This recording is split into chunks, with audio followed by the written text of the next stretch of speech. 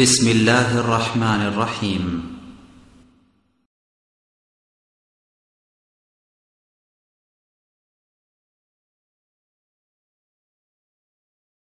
إن الحمد لله نحمده ونستعينه ونستغفره ونعوذ بالله من شرور أنفسنا ومن سيئات أعمالنا.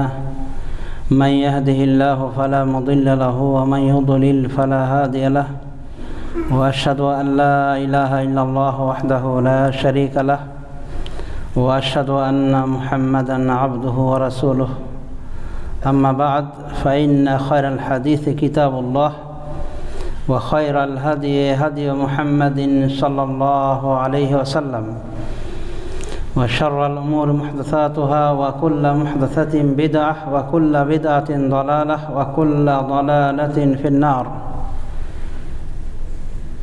أما بعد فقد قال تعالى في قرآنه الحكيم: خذ من أموالهم صدقة تطهرهم وتزكيهم بها وصل عليهم إن صلاتك سكن لهم. وقال تعالى أيضا: إن الذين آمنوا وعملوا الصالحات وأقاموا الصلاة وآتوا الزكاة لهم أجرهم عند ربهم ولا خوف عليهم ولا هم يحزنون. وقال الرسول صلى الله عليه وسلم: من آتاه الله مالا فلم يؤدي زكاته مثل له يوم القيامة شجاعا أقرع له زبيبتان يأخذ بلهزمتيه يعني شدقيه فيقول: أنا مالك أنا كنزك. ثم قال رسول الله صلى الله عليه وسلم: ولا يحسبن الذين يبخلون بما آتاهم الله من فضله إلى آخر الآيات. وقال الرسول صلى الله عليه وسلم: ما نقصت صدقة من مال. رواه মুসলিম। আলহামদুলিল্লাহ, যাবতীয় গুণগান নিবেদন করি সে আল্লাহ রাব্বুল আলামিনের জন্য, যিনি আমাদেরকে এই পবিত্র রমজান মাস দান করেছেন এবং এর সিয়াম কিয়াম তেলাওয়াতে কোরআন সহ বিভিন্নমুখী ইবাদত পালনের তৌফিক দান করেছেন। আলহামদুলিল্লাহ, দরুদ এবং সালাম অবতীর্ণ হোক সেই মুক্তির দিশারি মুহাম্মদ মুস্তাফা আহমদ মুস্তাফা সাল্লাল্লাহু আলাইহি ওয়াসাল্লামের প্রতি। আল্লাহুম্মা সাল্লি আলা মুহাম্মাদিন ওয়া আলা আলি মুহাম্মাদ। সম্মানিত সুধী, আজকের এই খুতবার সংক্ষিপ্ত পরিসরে যাকাত বিষয়ে আলোকপাত করতে চাই। ওয়া মা তৌফিক ইল্লা বিল্লাহ। এর আগে বলি যে খবরদার কেউ জুমার খুতবা চলাকালীন কথা বলবেন না, কারণ এই কথা বলার কারণে আপনার জুমা বাতিল হয়ে যাবে। তাছাড়াও অনেক সময় খতিবের ডিস্টার্ব হয়। আপনি যদি একজন আরেকজনের গল্পই করেন তো আসার দরকারটা কি, একটু বিবেচনা করে দেখবেন। এবং অনেকে মসলা না জানার কারণে জুমার খুতবা বাতিল করে দেয়, আর অযথা কথা বলা হয়। জোহরের নামাজ পড়ে বিদায় হয়, অথচ জুমা জোহরে আকাশ পাতাল তফাৎ।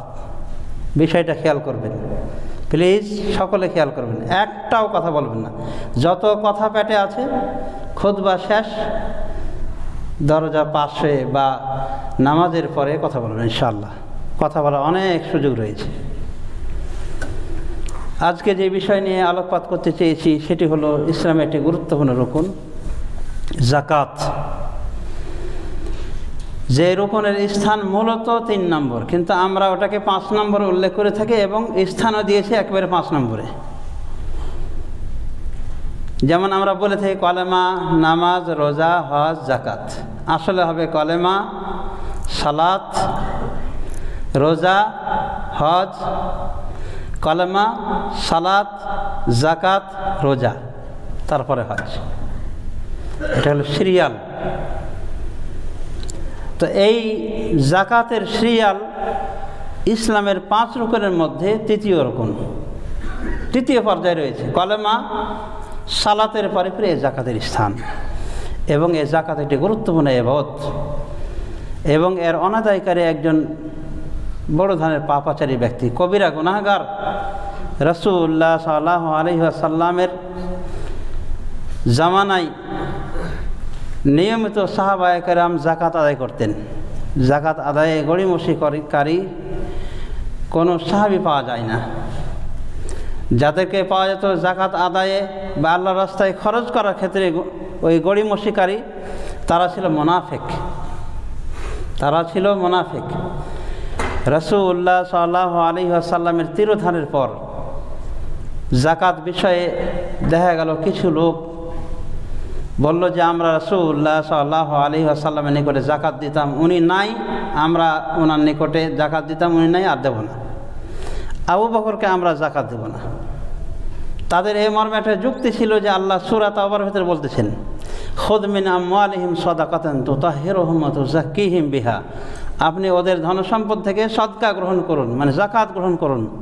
তুতাহহিরুহুম, এ দ্বারা আপনি তাদেরকে পাক করবেন, পবিত্র করবেন এবং পরিশুদ্ধ করে তুলবেন এদেরকে এই যাকাত দিয়ে।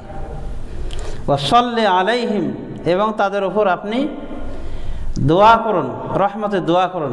ইন্না সালাতাকা সাকানুল লাহুম, নিশ্চয় আপনার সালাত, আপনার দোয়া, রহমতের দোয়া তার জন্য শান্তির আধার।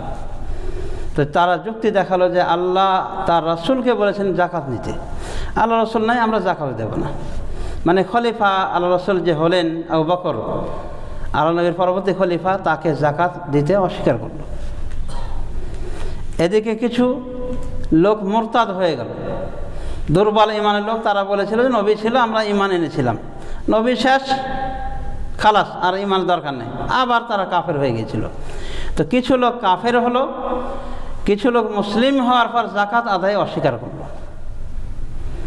এবার আবু বকর রাদিয়াল্লাহু আনহু খেলাফত পাওয়ার পর একেবারে দৃঢ়প্রত্যয় ঘোষণা করলেন যে যারা যাকাত আদায় করতে অস্বীকার করে ওদের বিরুদ্ধে আগে হবে যুদ্ধ। ওই কাফের মুরতাদদের আগে ওদের বিরুদ্ধে হবে যুদ্ধ, যারা যাকাত দিতে অস্বীকার করে। আবু বকর ওমর বললেন যে কিভাবে আপনি যুদ্ধ করেন, ওরা তো কলমা পড়েছে, আর হাদিসে এসে কলমা পড়লে তারা তাদের জান মালকে নিরাপদ করে নেয়, আপনি কিভাবে তাদের বিরুদ্ধে যুদ্ধ করবেন? তখন উনি বলেছেন, আল্লাহর কসম করে বলছি যে লাউ ফাররাকান্না লাউ কাতিলান্না মান ফারাকা বাইনাস সালাতি ওয়াজ যাকাত, আমি ওদের বিরুদ্ধে যুদ্ধ করব যারা যাকাত এবং সালাতের মাঝে পার্থক্য করেছে। মানে আল্লাহ সালাত যাকাতকে একই স্থানে উল্লেখ করেছেন বারবার। তো যারা সালাত এবং যাকাতে পার্থক্য করে ওদের বিরুদ্ধে অবশ্যই আমি যুদ্ধ করব। এবং আল্লাহ রাসূলের জামানায় যে সমস্ত উটগুলো তারা আদায় করত, এই উটের রশিটাও যদি তারা আদায়ে অস্বীকৃতি জানায়, যা রাসূলুল্লাহ সাল্লাল্লাহু আলাইহি ওয়াসাল্লামের জামানায় আদায় করত, তাহলে অবশ্যই আমি এ কারণে তাদের বিরুদ্ধে যুদ্ধ করব।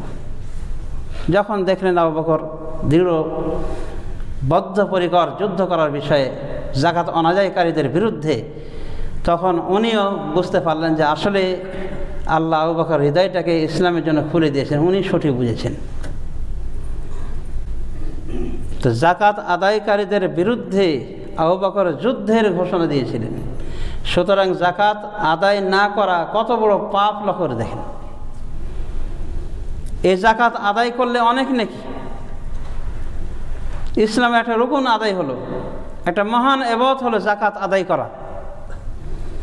আল্লাহ রাব্বুল আলামিন বলেন, ইন্নাল্লাযীনা আমানু ওয়া আমিলুস সালিহাতি ওয়া আকামুস সালাতা ওয়া আতাউজ যাকাতা লাহুম আজরুহুম ইনদা রাব্বিহিম ওয়ালা খাউফুন আলাইহিম ওয়ালা হুম ইয়াহজানুন। নিশ্চয় যারা ঈমান আনয়ন করে, সৎকর্ম করে এবং নামাজ আদায় করে, যাকাত প্রদান করে, লাহুম আজরুহুম ইনদা রাব্বিহিম, তাদের বিনিময় অপেক্ষা করছে তাদের প্রতিপালকের নিকটে। ওয়ালা খাউফুন আলাইহিম, তাদের কোনো ভয় নেই, চিন্তা নেই।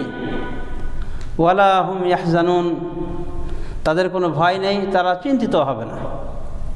এটা আল্লাহর ওলি আলাদার পরিচয় আল্লাহ বলেছেন, আলা ইন্না আউলিয়া আল্লাহি লা খাউফুন আলাইহিম ওয়ালা হুম ইয়াহজানুন। মনে রাখবে, যারা আল্লাহর ওলি, আল্লাহর দোস্ত, আল্লাহ যারা বন্ধু, তাদের কোনো ভয় নেই, ওয়ালা হুম ইয়াহজানুন, তারা চিন্তিত হয় না। আর এখানেও আল্লাহ বলছেন যে যারা ঈমান আনে, সৎকর্ম করে, নামাজ পড়ে, যাকাত দেয়, তাদের বিনিময় রয়েছে আল্লাহর নিকটে এবং তাদের কোনো ভয় নেই, তারা চিন্তিত হবে না। তার মানে এরাই যেন আল্লাহর ওলি, যারা এই কর্মগুলি করে, নামাজ পড়ে, শতামল করে, সালাত আদায় করে, যাকাত প্রদান করে, এদের কোনো ভয় নেই। তার মানে এরা উভয় দিক থেকে পরিশুদ্ধ, নিজের মালকে পরিশুদ্ধ করেছে, নিজের বডিকেও পরিশুদ্ধ করে নিয়েছে, কাজে কোনো ভয় নেই। ভয় তো তাদের জন্য অপেক্ষা করছে যারা নিজের জান এবং মালকে পরিশুদ্ধ করে না। কদ আফলাহা মান যাক্কাহা, আল্লাহ বলছেন ওরাই হলো সফল কাম যারা নিজেদের আত্মাকে পরিশুদ্ধ করে। ওয়াকাদ খাবা মান দাসসাহা, পক্ষান্তরে যারা নিজেদের আত্মাকে পঙ্কিলতায় জড়িয়েছে, অপবিত্র করেছে, তারা হলো অসফল কাম। সুতরাং সমাজ শুধু যাকাত আদায় করা একটি গুরুত্বপূর্ণ ইবাদত। যাকাত আদায় করা অনেক ফজিলত রয়েছে। রাসূলুল্লাহ সাল্লাল্লাহু আলাইহি ওয়াসাল্লাম বলেন, মা নাকাসাত সাদাকাতুন মিন মাল, সাদাকার মাধ্যমে, যাকাতের মাধ্যমে ধনসম্পদ কমে না। আপনি যে ধনসম্পদ থেকে কিছু দিচ্ছেন ফকির মিসকিনের হক হিসেবে বা এমনি দান করছেন, রাসূল সাল্লাল্লাহু আলাইহি ওয়াসাল্লাম বলেন যে এই যাকাত সাদকার মাধ্যমে মাল কমে না। তার মানে আল্লাহ এতে বরকত দিবেন, যার ফলে আল্লাহর বরকতের কারণে আপনার এই ধনসম্পদ বৃদ্ধি লাভ করবে। অতএব যাকাত আদায় করা একটি গুরুত্বপূর্ণ বিষয়, এটার প্রতি আমাদের খেয়াল রাখতে হবে। আল্লাহ রাব্বুল আমিন সুদকে ধ্বংস করেন। ওয়া ইউরবিস সাদাকাত ইয়ামহাকুল্লাহু রিবা ওয়া ইউরবিস সাদাকাত, আল্লাহ বলছেন যে আল্লাহ সুদকে ধ্বংস করেন, পক্ষান্তরে সাদকাকে, দান খায়রাতকে বৃদ্ধি করে থাকেন। তো দান খায়রাত করলে, যাকাত দিলে ধনসম্পদে বরকত হয় এবং আপনি নিজেকে পরিশুদ্ধ করতে পারেন গুনাহ খাতা থেকে। পক্ষান্তরে যারা যাকাত আদায় করে না, তাদের ক্ষেত্রে রাসূলুল্লাহ সাল্লাল্লাহু আলাইহি ওয়াসাল্লাম তার সহিহ হাদিসের ভিতরে এবং তার পূর্বে মহান আল্লাহ তার কোরআনের ভিতরে বহু হুঁশিয়ারি বাণী উচ্চারণ করেছেন। যেমন সূরা আত-তাওবার 34-35 নম্বর আয়াতে আল্লাহ বলছেন, ওয়াল্লাযীনা ইয়াকনিজুনা যাহাবা ওয়াল ফিদ্দাতা ওয়া লা ইউনফিকুনাহা ফি সাবিলিল্লাহ ফাবাশশিরহুম বিআযাবিন আলীম, যারা স্বর্ণ এবং রূপাকে পুঞ্জীভূত করে রাখে এবং এটাকে আল্লাহর রাস্তায় খরচা করে না, ফাবাশশিরহুম বিআযাবিন আলীম, এদেরকে আপনি শুভ সংবাদ দিন এক যন্ত্রণাদায়ক আযাবের, যন্ত্রণাদায়ক শাস্তির। শাস্তিটা কি আল্লাহ বলছেন, ইয়াউমা ইউহমা আলাইহা ফি নারি জাহান্নাম, সেদিন অর্থাৎ কিয়ামত দিবসে এগুলোকে জাহান্নামের আগুন দিয়ে গরম করা হবে, স্বর্ণ এবং চাঁদিকে। ফাতুকবা বিহা জিবাহুহুম ওয়া জুনুবুহুম ওয়া যুহুরুহুম, এবং এই স্বর্ণ চাঁদিকে গরম করে এটা দিয়ে ছ্যাঁক দেওয়া হবে তাদের কপালে, তাদের পার্শ্বদেশে, পৃষ্ঠদেশে। আর বলা হবে হাদা মা কানাজতুম লিআনফুসিকুম, এটাই হলো তোমাদের সেই সম্পদ যা তোমরা জমা করে রেখেছিলে। ফাযুকু মা কুনতুম তাকনিজুন, সুতরাং তোমরা গ্রহণ করো স্বাদ ওই বিষয়ের যা তোমরা পুঞ্জীভূত করে রেখেছিলে। মানে যাকাত আদায় না করে জমা করে যে রেখেছিলে যে সম্পদ, এর তোমরা স্বাদ গ্রহণ করো। আর স্বাদ হলো এরকম যে এই স্বর্ণকে, রূপাকে জাহান্নামের আগুন দিয়ে পোড়ানো হবে। এ দুনিয়ার আগুনে পোড়ালে এগুলো কি হয়ে যায়, একবারে গলে যায়, এই গলিত মামের মতো হয়ে যায়। তো এই দুনিয়ার আগুনে গলানো স্বর্ণ যদি আপনার পিঠে দেওয়া হয়, কপালে দেওয়া হয়, পার্শ্বদেশে দেওয়া হয়, কেমন লাগবে? এতই তো অবস্থা বেগতিক হয়ে যাবে, সারা দুনিয়া ছুটাছুটি করবেন। তাহলে কিয়ামতের আগুন, পরকালের আগুন, যে আগুনকে আল্লাহ রাব্বুল আলামিন 69 গুণ আরও পাওয়ারফুল করেছেন, সে জাহান্নামের আগুন দিয়ে পুড়িয়ে গরম করে এটা দিয়ে ছ্যাঁক দেওয়া হবে। এই সমস্ত ধনীদের কপালে, পার্শ্বদেশে, পৃষ্ঠদেশে যারা যাকাত আদায় করে না। কার কথা? এটা আল্লাহর কথা, কোনো সন্দেহ নেই। তো যারা যাকাত আদায় করতে অস্বীকৃতি জানায়, যাকাতের ধনসম্পদ থাকার পরে যাকাত দেন, তাদের জন্য এই শুভ সংবাদ অপেক্ষা করছে। হাদিসের ভিতরে রাসূলুল্লাহ সাল্লাল্লাহু আলাইহি ওয়াসাল্লাম বলেন, মান আতাহুল্লাহু মালান ফালাম ইউআদ্দি যাকাতাহু, আল্লাহ যাকে ধন সম্পদ দিয়েছেন এবং সে তার যাকাত আদায় করে না, মুসতালাহু ইয়াউমাল কিয়ামত সুজান আকরা, তার জন্য কিয়ামত দিবসে এই যাকাতের মালকে, এই মালটাকে কি করা হবে? বিষধর সাপে পরিণত করা হবে, বিষাক্ত সাপে পরিণত করা হবে। লাহু জাবিবাতানে, তার চোখের সামনে দুটো দাগ থাকবে, এটা বিষাক্ত সাপের পরিচয়। ইয়াখুযু বিলিজমাতাইহি ইউতাওয়াকুহু, এটা তার গলায় পেঁচিয়ে দেওয়া হবে। ফায়াখুযু বিলিজমাতাইহি, এবং এই সাপ তার দুই কষাকে, মুখের দুই কষাকে চিপে ধরবে এবং বলবে আনা মালুক আনা কানজুক, আমি তোমার মাল, আমি তোমার সঞ্চিত সম্পদ।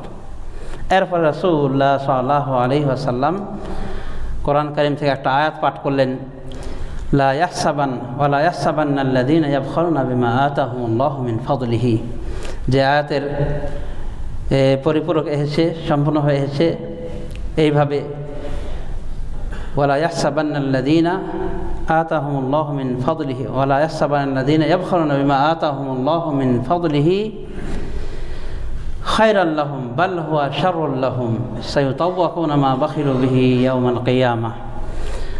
ওরা যেন কোনো ক্রমেই ওটাকে কল্যাণ না মনে করে, যারা আল্লাহর যে অনুগ্রহ তাদেরকে দিয়েছেন সেটার ক্ষেত্রে বখিলি করে, অর্থাৎ আল্লাহর ধনসম্পদ নিয়ে সঞ্জীবিত করে রাখে এবং বখিলি করে, এটা যেন মনে না করে যে তার জন্য কল্যাণকর। বাল হুয়া শাররুল লাহুম, বরং এটা তাদের জন্য কল্যাণকর নয়, অকল্যাণকর। সায়ুতাওয়াকুনা মা বাখিলু বিহি ইয়াউমাল কিয়ামা, এটা অচিরেই তাদের গলায় পেঁচিয়ে দেওয়া হবে। তো গলায় পেঁচিয়ে দেওয়া হবে, কী হবে তার ব্যাখ্যায় রাসূলুল্লাহ সাল্লাল্লাহু আলাইহি ওয়াসাল্লাম বলেছেন যে বিষধর সর্পে পরিণত করে দেওয়া হয় ধনসম্পদকে, এবং তার দুই কষাকে চিপে ধরবে আর বলবে আনা মালুক আনা কানজুক, আমি তোমার মাল, আমি তোমার পুঞ্জীভূত সম্পদ। বুখারী শরীফের হাদিস 64 নম্বর হাদিস। অন্য হাদিসে রাসূলুল্লাহ সাল্লাল্লাহু আলাইহি ওয়াসাল্লাম বলেন যে ধনীর এই ধনসম্পদকে বিষধর সর্পে পরিণত করে দেওয়া হবে, তখন এই সাপ তাকে তেড়ে মেরে যাবে, এগিয়ে যাবে তাকে ধরার জন্যে, আর সে পড়ে থাকবে। যখন দেখবে যে কোনো উপায় নেই, তখন হাতখানা বাড়িয়ে দিবে। হাত বাড়িয়ে দিলে যেভাবে মদ্দা উঁট চিবিয়ে চিবিয়ে খায় খাদ্য জিনিসকে, ওইভাবে তার হাতটিকে কামড়িয়ে চিবিয়ে সে খেয়ে ফেলবে। মুসলিম শরীফের হাদিস। তো এটা কিসের কারণ হলো? এটা হলো এই বখিলির কারণে, যে ধনসম্পদ জমা রেখেছে কঞ্জুস ইহুদির মতো ধনসম্পদ শুধু জমাই করেছে, আল্লাহর রাস্তায় খরচ করেনি। আল্লাহর রাস্তায় খরচ বলতে কি, এটা ইনশাআল্লাহ আমরা পরবর্তীতে বলতেছি, সামান্য অংশ, বেশি নাই। আল্লাহ যেটা ফরজ করেছেন ধনীর মালে বেশি কিছু নয়, যদি আপনি জানতে পারেন যে মাত্র 1,2,500 টাকা, কিন্তু এটাই বখিলের জন্য অনেক কিছু, এই কৃপণের জন্য এটাই অনেক কিছু। এটাকে সে সহ্য করতে পারে না, যার ফলে সে পরকালে সহ্য করবে জাহান্নামের সেই বিষধর সর্পের আগুন, এটা সহ্য করার তার ক্ষমতা রয়েছে। বা আল্লাহ রাব্বুল আলামিন এগুলোকে গলিয়ে জাহান্নামের আগুনে গলিয়ে তার পিঠে, পৃষ্ঠে, কপালে দাগ দিবেন, সেটা তার সহ্য হবে। কিন্তু 2,500 টাকা লাখে বের করে দেয়, এটা তার সহ্য হয় না। কত বড় হুঁশিয়ার ব্যক্তি, কত বড় চিন্তাশীল ব্যক্তি, লক্ষ্য করে দেখেন। এই জন্যেই বলা যায় যে মূর্খ যারা ধনী এবং ধনসম্পদের যাকাত আদায় করা, ওরা এক শ্রেণীর মূর্খ, অপরিণামদর্শী। জীবজন্তুর আচরণ, জীবজন্তু যে আচরণ করে ওই আচরণই তারা করে থাকে, নাউযুবিল্লাহি মিন যালিক। সমেত শুধু তাহলে যাকাত অনাদায়কারীর শাস্তি আমরা বুঝতে পারলাম যে সোনারূপা জমা রাখলে সোনারূপাকে গরম করে ছ্যাঁক দেওয়া হবে, জাহান্নামের আগুনে গরম করে ছ্যাঁক দেওয়া হবে। আবার অন্য সম্পদ কী করা হবে? বিষধর সর্পে পরিণত করা হবে। আরও হাদিসের ভিতরে বলা হয়েছে যাদের উট রয়েছে উটের জাকাত দেয় না, বকরি রয়েছে বকরির জাকাত দেয় না, গরু রয়েছে গরুর জাকাত দেয় না, এ গরু, এ উট, এ বকরি, ছাগল, তাদেরকে মোটা তাজা করা হবে কিয়ামত দিবসে, এবং তাদের মালিককে এই বকরি, ছাগল, এই উট, এই গরু শিং দিয়ে গোঁতাবে এবং পা দিয়ে পাড়াবে, লাথি মারবে, গুঁতবে, শিং দিয়ে গুঁতবে এবং পা দিয়ে পাড়াবে, এভাবে শাস্তি থাকবে কিয়ামত দিবসে। এবং চলতেই থাকে অবিরত অবস্থায়, যতক্ষণ পর্যন্ত ফায়সালা না হবে ততক্ষণ পর্যন্ত এইভাবে শাস্তি দেওয়া হবে। ওকে শোয়াইয়ে দেওয়া হবে ওই বখিল কৃপণ ধনীকে, এবং এভাবে পশুগুলি তাকে শাস্তি দিবে যে এক দল যাবে আর এক দল আসবে, বা ওই দল যাবে আবার ফিরে আসবে, আবার তাকে পাড়াবে, এভাবে শিং দিয়ে গুঁতাবে, পা দিয়ে কী করবে, চটকাবে। অবশ্য একটা নেশাব রয়েছে, যেমন রাসূলুল্লাহ সাল্লাল্লাহু আলাইহি ওয়াসাল্লাম বলেন 5টি উটের কমে জাকাত নেই,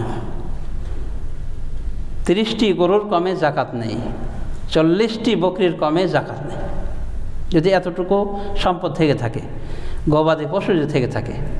আর স্বর্ণের নেশাব হিসেবে বলা হয়েছে 85 গ্রাম স্বর্ণ, যেটা আমরা 7.5 তোলা বা 7.5 ভরি বলে থাকি।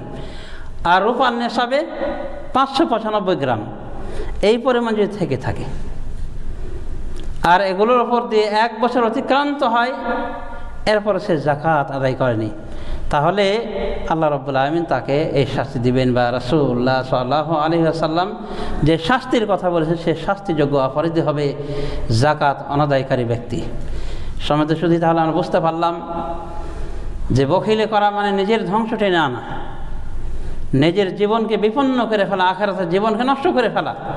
অতএব একজন হুঁশিয়ার ব্যক্তি, একজন মুমিন বান্দার কোশ্চিনকালেও এটা উচিত নয় যে সে তার নিজের ধন সম্পদের জাকাত আদায় করা থেকে বিরত থাকবে।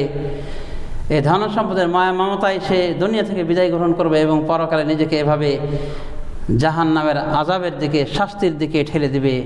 এমনটি করা কোনো মুমিনের উপরেই সম্ভব নয়, একমাত্র ওরা যারা করে তারা অবশ্যই এমন মুমিন যাদের ঈমান একেবারে দুর্বল, পরকালে যেন তাদের বিশ্বাস একেবারেই মানে জিরোর কোঠায়, শূন্যের কোঠায় পৌঁছে গিয়েছে। আল্লাহ রাব্বুল আলামিন হেদায়েত করুন আমাদেরকে, এবং আমরা যারা জাকাতের মালিক হয়েছি তাদেরকে আল্লাহ জাকাত আদায়ের তৌফিক দান করুন। আল্লাহুম্মা আমিন। ওয়া আকুলু কওলি হাযা ওয়া আস্তাগফিরুল্লাহ লি ওয়া লাকুম ওয়া লিসাইরিল মুসলিমিন ফাস্তাগফিরুহু লিযুনুবিকুম ইন্নাহু হুয়াল গফুরুর রহিম।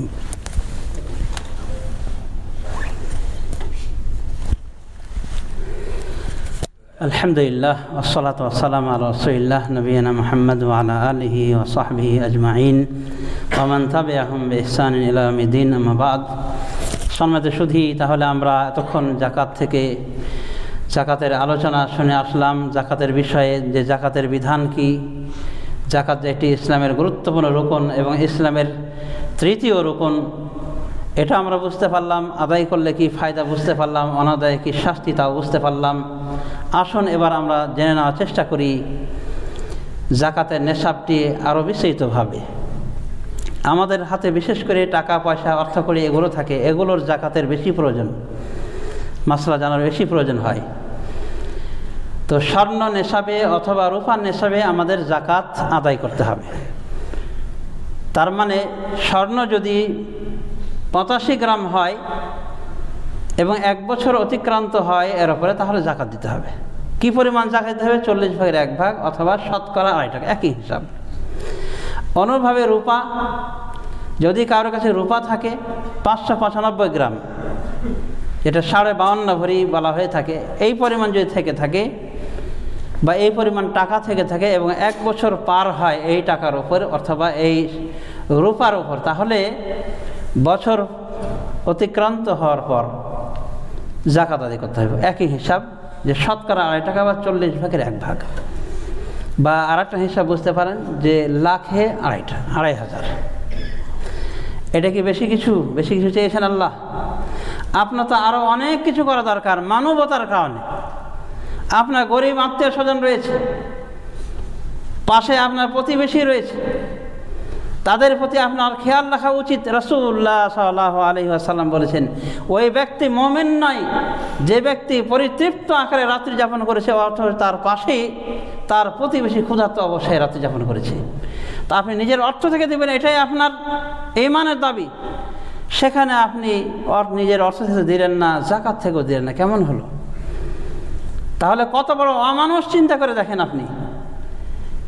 এবং এটাই হলো ইহুদি চিন্তাধারা। ইহুদির জাত সব সময় ধন সম্পদ উপার্জন কিভাবে করবে, কিভাবে মানুষকে চুষে খাবে, কিভাবে আয় ইনকাম করবে, সব সময় অর্থনীতির চিন্তায় দেখবেন যে ওদের বংশ বিস্তারই হয় না। আজ ইহুদি হাজার হাজার বছর আগের ইহুদি দেখবেন কতটি লোক, দেখবেন ওই ফিলিস্তিনে ওই শেষে ওই আগাছার মতো ফিলিস্তিন দখল করেছে, মুসলিমদের দেশ। তারপর কতটি লোক রয়েছে আর সারা বিশ্বে? একবারে অল্প। কারণ যাত্রাই হিংসুটে এবং অর্থলিপ্সু। আল্লাহ রাব্বুল আলামিন ওদেরকে নির্বংশ করে দিয়েছেন, বলা যেতে পারে যে ওদের বংশ বিস্তার হয় না। হাজার হাজার বছর পরে দেখবে এতটি এহুদি। তো ধন সম্পদের লিপ্সায় যারা মেতে থাকে ওদের ভিতরে ইহুদি স্বভাব রয়েছে। যারা জাকাত আদায় করে না, ধন সম্পদকে পঞ্জীভূত করে রাখে, গরিব অসহায়ের প্রতি নজর দেয় না, এরা আসলে সমাজের অমানুষ এক পর্যায়ের। জাকাত যারা আদায় করে না এবং এই অমানুষের জন্যেই জাহান্নামের শাস্তি ভয় করছে। সমাজ শুধু কী করবেন এই টাকা নিয়ে? এ টাকা কি আপনার কবরে যাবে? আপনি বললে আপনার যত উন্নত মানের কাফন হোক, ধরলাম 2000 টাকার কাফন, বাস এই 2000 টাকা নিয়ে আপনি যাবেন, সর্বোচ্চ এই টাকা।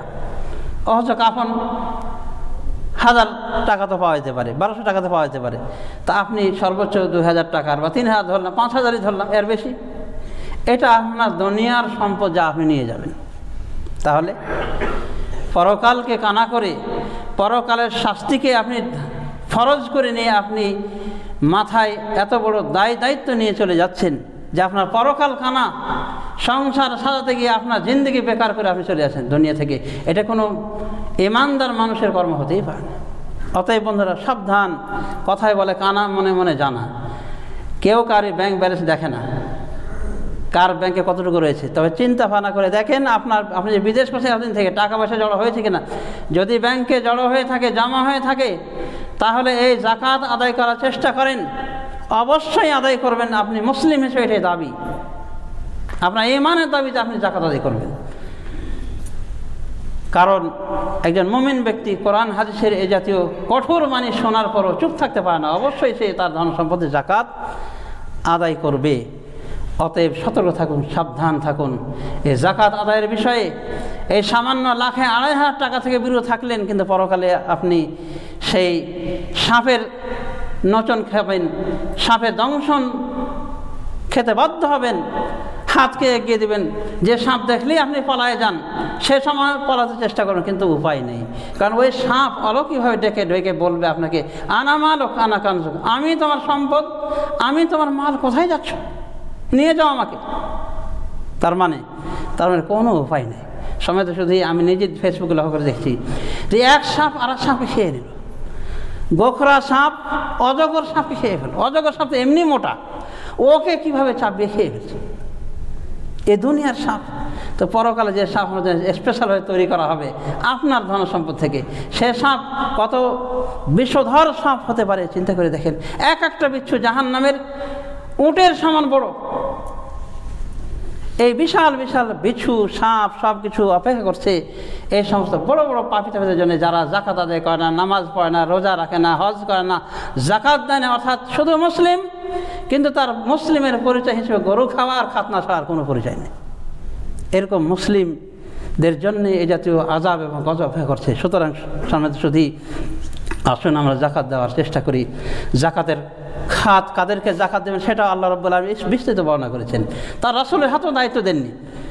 সূরা তাওবার 60 নম্বর আয়াতে আল্লাহ স্পষ্ট করে বলেছেন 8 জন ব্যক্তির কথা যাদের উপর জাকাত দেওয়া ফরজ। আল্লাহ বলেছেন, ইন্নামাস সাদাকাতু লিল ফুকারা'i ওয়াল মাসাকিনি ওয়াল আমিলিনা আলাইহা ওয়াল মুআল্লাফাতি কুলুবুহুম ওয়া ফির রিকাবি ওয়াল গারিমিনা ওয়া ফিস সাবিলিল্লাহি ওয়া ইবনিস সাবিল ফারিদাতাম মিনাল্লাহ। আল্লাহ কি বলছেন? এই সাদাকাত, এই জাকাত লিল ফুকারা'i, ফকিরদের জন্য, মিসকিনদের জন্য, এবং যারা কর্মরত কর্মচারী জাকাত কালেকশন করে, কালেকশন অফিসার, তাদের জন্যে, এবং যাদেরকে ইসলামের প্রতি আকৃষ্ট করা হয় তাদের জন্যে। ওয়াফির রেকাব, গোলাম আজাদ করার ক্ষেত্রে। অনুরূপভাবে গারিমিন, যারা ঋণগ্রস্ত, বৈধ কাজে ঋণগ্রস্ত হয়েছে, ঋণ দেওয়ার কোনো উপায় নাই, তাকে জাকাত থেকে দেওয়া যাবে। ওয়াফি সাবিলিল্লাহ, আল্লাহর রাস্তায়, অর্থাৎ ধর্মযুদ্ধ, যারা ধর্মযুদ্ধ করে, যারা ধর্ম জেহাদে লিপ্ত রয়েছে সরকারি অনুমোদন ক্রমে, এমনি ছাঁচকা জেহাদ, মারামারি, সন্ত্রাস, এগুলো না, যারা প্রকৃত অর্থে ধর্মযুদ্ধে নিয়োজিত রয়েছে সরকারের পারমিশনে, ইসলামী সরকারের, তো তাদেরকে দেওয়ার নিয়ম রয়েছে। ওয়াবনিস সাবিল এবং মুসাফির, কয়টা হলো? 8টা শ্রেণী হলো, আল্লাহ ভাগ করে দিয়েছেন। তো ফকির মিসকিনকে 1 নম্বরে উল্লেখ করার কারণ হলো যে এরাই বেশি সমাজের ভিতরে, এদেরকে বেশি বেশি পাওয়া যায়, অ্যাভেলেবেল। তো এই ফকির মিসকিনকে আমাদের খেয়াল রাখা উচিত এবং জাকাতের মাল বন্টন করলে আল্লাহ আরও নেকি দিবেন, আল্লাহ আরও জাকাতের মালকে বাড়িয়ে দিবেন, এটাই আমরা হাদিস থেকে জানতে পারছি। সমেত শুধু ফকির মিসকিনের মধ্যে আপনি যাদেরকে দিতে পারেন তারা আপনার আত্মীয় স্বজন, যাদের খরচা করা আপনার ওপর ফরজ আল্লাহ করেননি। তাহলে কাদের ওপর ফরজ করেছে আল্লাহ আপনার ওপর খরচা করা? তারা হলো আপনার নিজের সন্তান সন্ততি, নিজের স্ত্রী, নিজের বাপ মা, নিজের নানি, নিজের দাদি, এভাবে যত উপরে যাবে, নানির নানি, দাদির দাদি, বাপ, বাপের বাপ, এদেরকে আপনি জাকাতে পারবেন। অনুরূপ নিজের ছেলে, ছেলের ছেলে, নিজের মেয়ে, মেয়ের সন্তান সন্ততি, ছেলের সন্তান সন্ততি জাকাত দিতে পারবেন না। যদি তার মহতাজ হয় আপনার আসল টাকা দিতে হবে। কাদের দিতে পারবেন? নিজের ভাই পৃথক সংসার করছে, বড় হয়ে গেছে, নিজের বোন পৃথক সংসার করছে, বড় হয়ে পৃথক রয়েছে, দিতে পারবেন। নিজের চাচা, নিজের খালা, নিজের খালু, নিজের ফুফা, নিজের শ্বশুর, নিজের শাশুড়ি দিতে পারবেন। তো এই হলো জাকাত, জাকাতের খাত সম্পর্কে কোরআন হাদিসের আলোচনা, যা আমরা অতি সংক্ষেপে বলার চেষ্টা করলাম। আল্লাহ রাব্বুল আলামিন আমাদের সবাইকে তৌফিক দান করুন যেন জাকাতের মাসলাকে আমরা হৃদয়ঙ্গম করে আল্লাহর বিধান অনুযায়ী জাকাত দিতে পারি। এবং ইনশাআল্লাহ জাকাতুল ফিতর মর্মে পরবর্তী আলোচনা করব। আমা তৌফিকুনা ইল্লা বিল্লাহ। আল্লাহুম্মা আইজ্জিল ইসলাম ওয়াল মুসলিমিন ওয়া আযিল্লা শিরকা ওয়াল মুশরিকিন। আল্লাহুম্মা ইগফির লিজামিল মুমিনিন ওয়াল মুমিনাত মিনহুল আহইয়া ওয়াল আমওয়াত ইন্নাকা মুজিবুদ দাওয়াত বিরহমাতিকা ইয়া আরহামার রাহিমিন। ربنا آتنا في الدنيا حسنة وفي الآخرة حسنة وقنا عذاب النار. وصلى الله على نبينا محمد وعلى آله وصحبه أجمعين. وقوموا إلى الصلاة. بارك الله.